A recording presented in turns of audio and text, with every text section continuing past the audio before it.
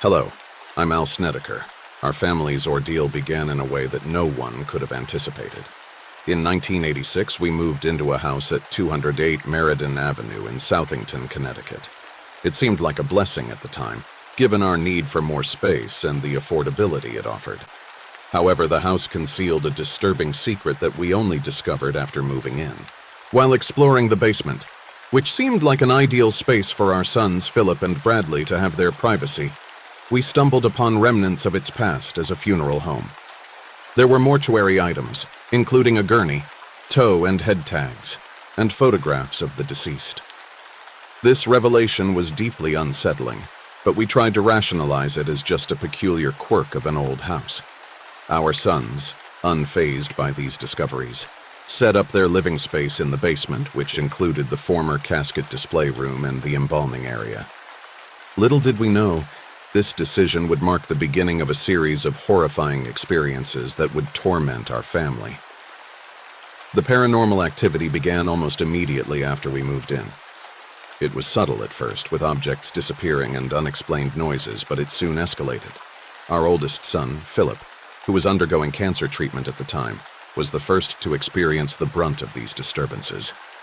He started seeing apparitions and hearing voices, which was initially dismissed as stress or side effects of his treatment.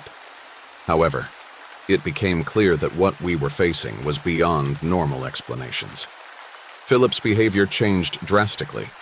He became withdrawn, angry, and began writing unsettling poetry with necrophiliac themes. The most alarming incident occurred when he attacked his cousin, an act so out of character that it led to his arrest and psychiatric evaluation, where he was diagnosed with schizophrenia. Even after his diagnosis, the eerie occurrences in the house continued, affecting not just Philip, but the rest of us as well. We were dealing with an unseen force that seemed to grow stronger and more malevolent with each passing day. The paranormal phenomena rapidly intensified, affecting every member of our family in disturbing ways. The most harrowing experiences we encountered were the physical attacks by unseen forces. Both my wife, Carmen, and our niece were subjected to repeated and brutal assaults of a sexual nature. I, too, experienced acts of sodomy by these invisible entities. These incidents were deeply traumatic, leaving us feeling violated in our own home. We witnessed unexplainable occurrences throughout the house. Carmen reported that the mop water she used turned a deep blood-red color and emitted an acrid smell reminiscent of rotting flesh. Items would disappear mysteriously, and there were reports of strange voices and sounds akin to hundreds of birds taking flight. The house seemed to teem with ghostly figures. Carmen was particularly frightened by two apparitions, one with long black hair and black eyes, and another with white hair, white eyes, and wearing a pinstriped tuxedo. These sightings added to the terrifying atmosphere that enveloped our home.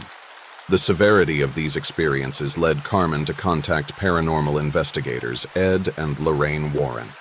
They, along with other investigators, stayed in our house for several weeks, during which they claimed to have experienced much of what we had reported. Their investigation suggested the presence of demonic entities, likely linked to the house's past as a funeral home and the alleged necrophilic activities of a former undertaker. Ultimately, a full-scale exorcism was deemed necessary. Performed by a priest, this ritual was believed to have cleared the house of these malevolent spirits. After the exorcism, we reported a significant decrease in paranormal activity. We continued to live in the house for 2 more years before moving to Tennessee. Throughout this ordeal, our family was torn between the terror of our experiences and the skepticism from the outside world. The landlord and some neighbors dismissed our claims as a hoax, possibly motivated by financial reasons. However, for us, the fear and trauma were very real. Our experiences in the Southington house left an indelible mark on our lives, shaping our perceptions of the supernatural and the unseen forces that may exist beyond our understanding. As the head of the family, witnessing the toll these events took on my loved ones was agonizing. The relentless nature of these occurrences left us in a state of constant anxiety and fear. The physical manifestations in the house grew increasingly violent and disturbing. Objects would move on their own, doors would slam shut without any apparent cause, and chilling cold spots appeared randomly. The most disturbing were the physical attacks. Several family members experienced being pushed, slapped, and even thrown by unseen forces. These incidents were not only terrifying but also left us feeling vulnerable and defenseless in our own home.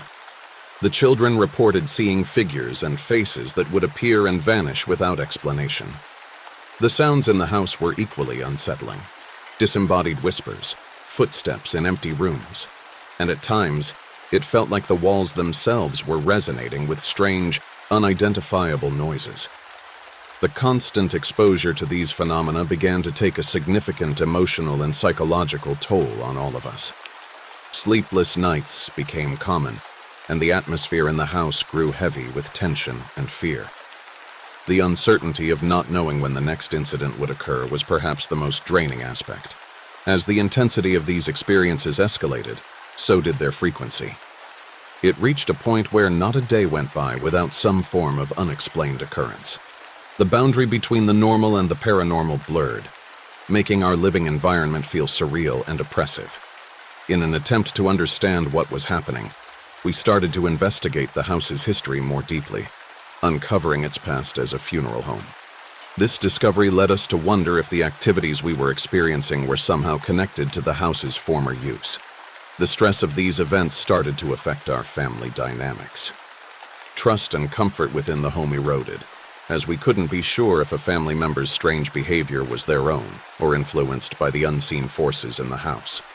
It created an undercurrent of mistrust and fear, further straining our family bonds. These experiences, before the involvement of the Warrens, were profoundly distressing.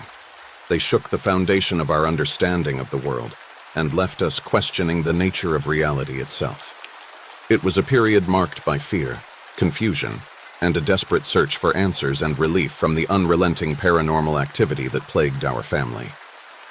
Despite our experiences and the Warrens' intervention, our story was met with skepticism and controversy.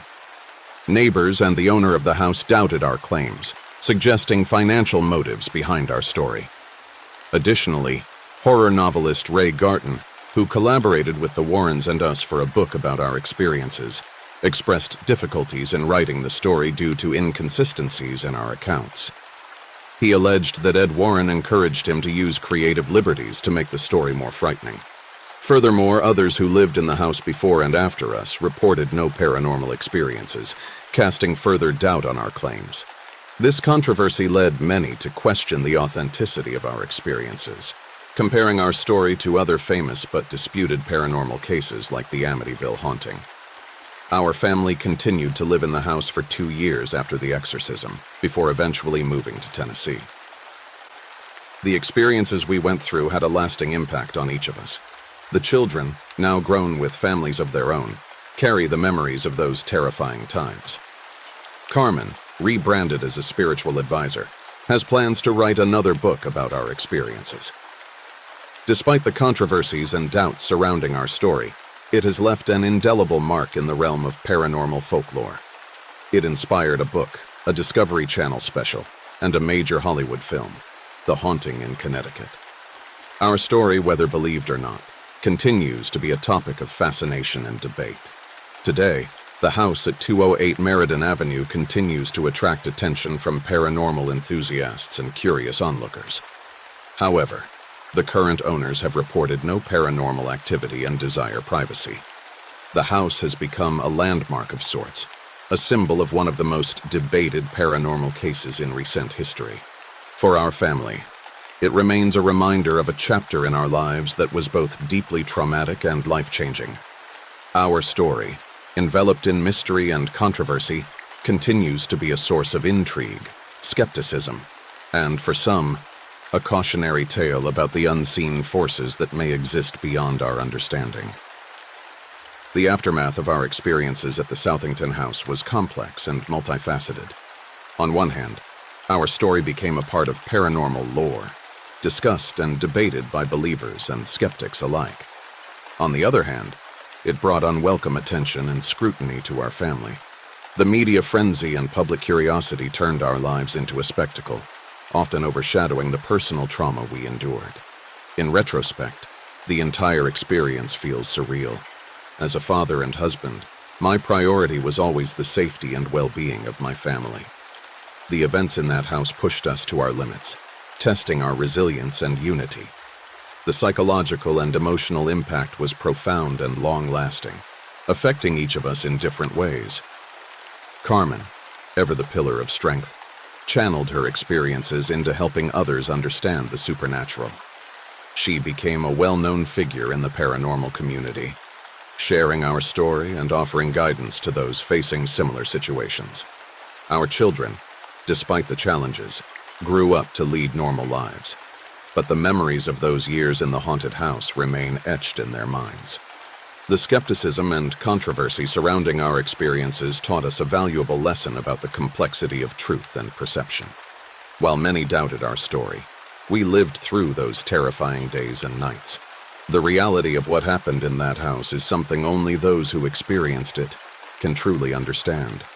Looking back, I often wonder about the nature of the supernatural and the unseen forces that exist in our world. Our time in the Southington house opened our eyes to possibilities that defy conventional understanding. It was a chapter in our lives that, while closed, continues to influence our perspectives and beliefs.